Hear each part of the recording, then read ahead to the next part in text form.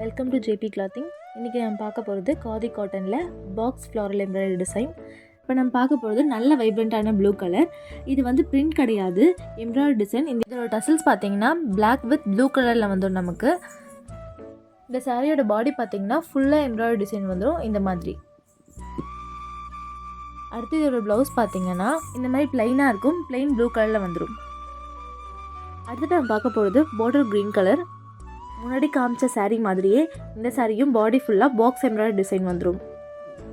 இந்த சாரீ கலர் வந்து டபுள் ஷேடில் இருக்குது, க்ரீன் வித் பிளாக். இதோட டசல்ஸ் எல்லாமே க்ரீன் வித் பிளாக்லேயே கொடுத்துருக்காங்க.